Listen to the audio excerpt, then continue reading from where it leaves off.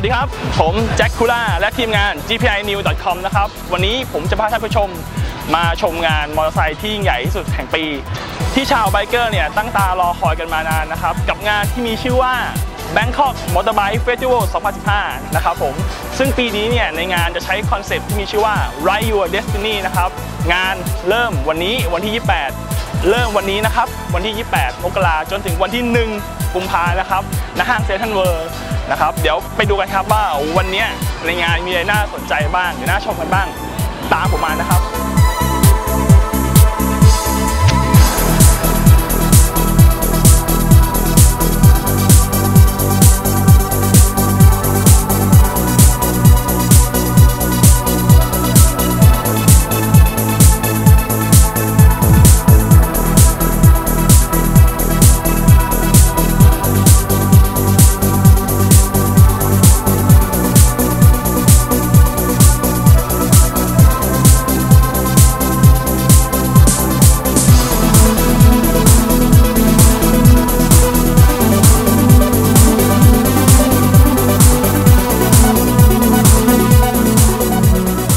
โดยในปีนี้มีค่ายรถมอเตอร์ไซค์12ค่ายแบรนด์ดัง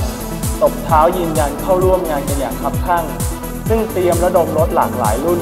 รวมถึงมีการเปิดตัวรุ่นใหม่หลายรุ่นพร้อมกับแคมเปญพิเศษสำหรับชาวไบเกอร์เฉพาะในงานนี้เท่านั้นและพิเศษสุดกับ Smoke and Dust Custom Show การโชว์รถแต่งไอเดียสุดล้ำจากดีไซเนอร์ฝีมือชาวไทยขั้นเทพไม่ว่าจะเป็นงานเครื่องหนังหมวกกันน็อกการเพ้นรถเสื้อผ้าชุดแต่งกายและชิ้นงานที่เกี่ยวกับมอเตอร์ไซค์ด้วยการคัดเลือกดีไซเนอร์กว่า10 ลายนำผลงานมาโชว์อย่างเป็นทางการ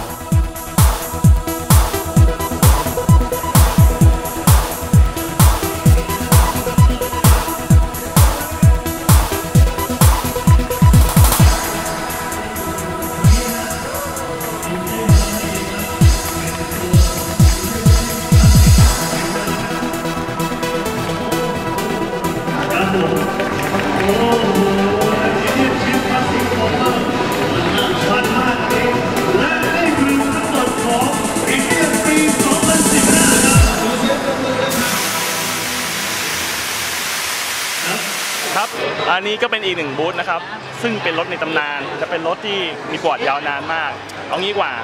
ผมต้องให้พี่เขาอธิบายรายละเอียดแล้วกันนะครับว่าประวัติความเป็นมาเป็นยังไงครับผมครับก็เดี๋ยวยังไงเราอยู่กับมิสเตอร์แม็กซิมนะครับซึ่งเป็น Distribution Manager ของภูมิภาคเอเชียแปซิฟิกครับก็อยากจะลองสอบถามเขาดูนะครับว่าตลาดรถมอเตอร์ไซค์ในบ้านเราเนี่ยในภูมิภาคนี้เนี่ยเติบโตขึ้นมากนะฮะถ้าเกิดมองตลาดในประเทศไทยเนี่ยมีทิศทางเป็นยังไงแนวคิดของการทำตลาดที่นี่สำหรับ Indian Motorcycle นะครับ Okay, Mr. Maxim, I would like to ask about right now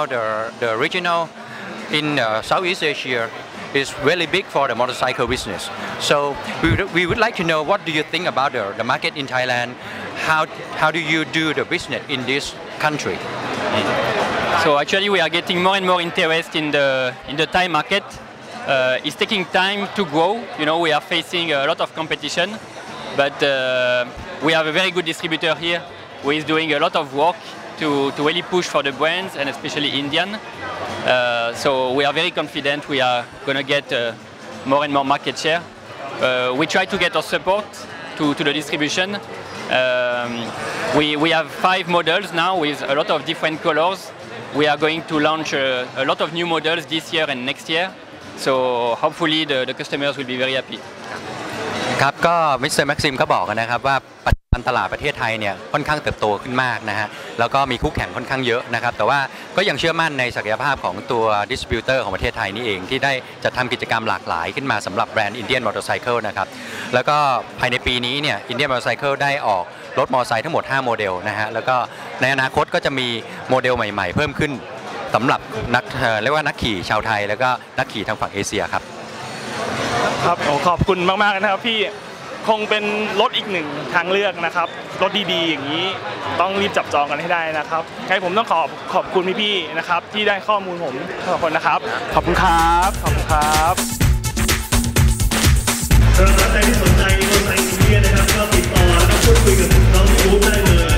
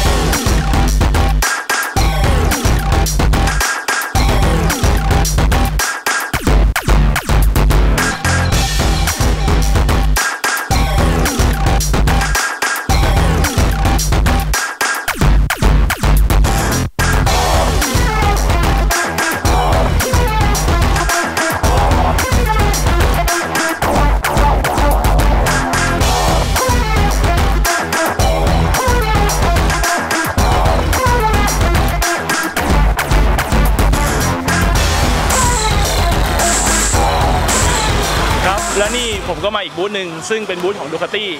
แต่มีอีกรุ่นหนึ่งที่ผมอยากให้ท่านผู้ชมเนี่ยได้ชมรายละเอียดกันว่ามีรุ่นไหนและเป็นยังไงเดี๋ยวเชิญฟังจากพี่ครับนะครับก่อนอื่นผมอยากให้พี่แนะนำตัวก่อนครับว่าพี่ชื่ออะไรครับครับสวัสดีครับผมเจฟชยาสวนนท์นะครับอยู่ที่ทางดูคาติแบงคอกดูคาติทองหล่อนะครับวันนี้ในส่วนของตัวบูธเองในงานประกอบมอเตอร์ไบค์เฟสติวัลในทางดูคาติเองเนี่ยแน่นอนเอารถมาครบถ้วนเกือบทุกในเซกชันอยู่แล้วแต่ทีนี้ในส่วนของดูคาติสแครมเบอร์เราก็ไม่น้อยหน้าครับเอามาครบในลายประกอบทั้งหมดของสแครมเบอร์ครับผมแล้วในส่วนของสแครมเบอร์เนี่ยพี่คันไหนที่เป็นพระเอกที่พี่อยากจะแนะนำจริงๆอยากจะบอกว่า Scrambler เนี่ยมาจากพื้นฐานเดียวกันทั้งหมดในทุกรุ่นเริ่มต้นจากตัวที่เราเรียกว่า Scrambler Icon นะครับ Scrambler Icon ซึ่ง Scrambler Icon เนี่ยถือเป็นตัวที่ทำ reissue มาจากตัว Scrambler ที่เป็นในปี 1962 เลยทีเดียวนะครับซึ่งตัวนี้จะมีให้เลือกทั้ง2สีเลยนะคือมีประวัติใช่พวกนี้เป็นรถที่ทำมาจากตัว Ducati Scrambler ที่โด่งดังในอดีตเพราะฉะนั้น Scrambler เนี่ยมีถึง2สีให้เลือกก็เป็นทั้งสีเหลืองซึ่งเป็นสีดั้งเดิมของปี 62 เลยกับสีแดงซึ่งยังคงความเป็นเอกลักษณ์ของ Ducati อยู่นะครับแต่ตัวอื่นๆนะจริงๆแล้วทุกตัวเนี่ยสมรรถนะแล้วก็ performance ของรถเนี่ยเหมือนกันและใกล้เคียงกันทั้งหมดแตกต่างกันที่ดีเทลของเรื่องส่วนประกอบต่างๆของตัวรถซึ่งเราแยกเป็นเซกชันย่อยออกมาเท่านั้นเองอย่างที่เราเห็นกันนะอย่างตัวริมเราก็จะเรียกว่าเป็นScrambler Classic นะครับแล้วก็อย่างตัวนี้จะเป็นค่อนข้างที่จะเป็นรถที่ทำออกมาใกล้เคียงกับความเป็นรถ flat track คือเอาไปแข่งบนทางเรียบในสมัยก่อนที่เขานิยมกันตัวนี้ Scrambler ก็ทำย้อนกลับมาใช่ซึ่งตอนนี้เราเรียกว่าเป็น Scrambler Full Throttle นะครับซึ่งก็จะมีรายละเอียดที่แตกต่างกันในเรื่องขององค์ประกอบรอบๆตัวรถตอบโจทย์ได้หมดสโลแกนของ Scrambler เองก็พูดถึงว่า Scrambler you are เพราะฉะนั้นเนี่ยอะไรก็ตามที่เป็นคุณถ่ายทอดออกมาได้บน Scrambler ทั้ง4รุ่นครับเจ๋งมากเลยครับแล้วตอนนี้พี่มีแนะนำไหมเรื่องราคาหรือตอนนี้ครับก็ถ้าเกิดว่าสนใจนะครับก็สามารถติดต่อได้จริงๆแล้วงานนี้ก็ยังมีจนถึงวันที่1เพราะฉะนั้นยังมีโอกาสได้เข้ามาเยี่ยมชมบูธดูคาติกัน Scrambler เนี่ยราคาเริ่มต้นตั้งแต่ 369,900 ไปจนถึงรุ่นที่เหลือเนี่ยนะครับอย่างเช่น Urban Enduro Full Throttle และตัว Classic เองเนี่ยราคาเท่ากันทั้งหมดคือ 419,900 ครับแปลว่าเป็นราคาที่ไม่แรงแล้วถูกมากนะพี่จับต้องได้แล้วก็ทุกคนตื่นเต้นกันมากกับราคานี้ผมว่าชาวเบเกอร์คนที่สนใจรถแนวนี้นะครับรีบมาเลยนะครับใช่ครับพี่เขายังมีส่วนลดให้อยู่นะครับก็นอกจากนี้ในงานนี้สำหรับนอกจาก Scrambler แล้วดูคาติเองทุกรุ่นเนี่ยก็มีข้อเสนอพิเศษมากมายพิเศษยังไงแนะนำให้มาติดต่อทางที่ปรึกษาการขายในงานจะได้รายละเอียดที่ครบถ้วนกว่านะครับรวมถึงเรื่องสินค้า Apparel หรือเครื่องแต่งตัวต่างๆที่เป็นดูคาติทั้งหมดด้วยครับผมยังไงก็ผมต้องขอบคุณพี่มากเลยครับที่ให้ข้อมูลนะครับครับวันนี้ต้องขอบคุณครับผมสวัสดี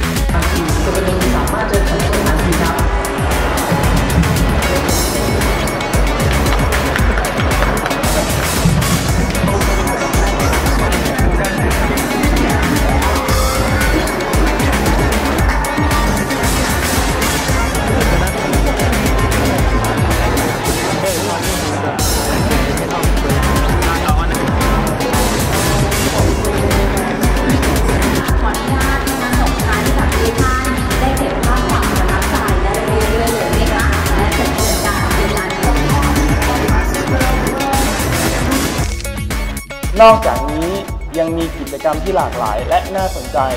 ทั้งโซนจัดแสดงรถคัสตอมไบค์เช่นมอเตอร์ไซค์ขับ การประกวดตกแต่งมอเตอร์ไซค์จากค่ายรถและสำนักแต่งรถต่างๆโดยได้เตรียมพื้นที่ลานหน้าศูนย์การค้าเซ็นทรัลเวิลด์เปิดเป็นลานกิจกรรมบริเวณสแควร์ซีข้างบูธ AP Honda ที่ให้ชาวไบเกอร์นำรถมอเตอร์ไซค์คัสตอมมาจัดแสดงและในวันที่ 28-30 มกราคมตั้งแต่เวลา 17.00 น. ถึง 19.00 น. โดยจะมีโชว์พิเศษจากแบรนด์มอเตอร์ไซค์ทุกค่ายที่มาร่วมงานอย่างใกล้ชิดและในช่วงเย็นของทุกวันจะมีบริการลานเบียร์และดนตรีสดเป็นไงบ้างครับท่านผู้ชมกับงาน Bangkok Motorbike Festival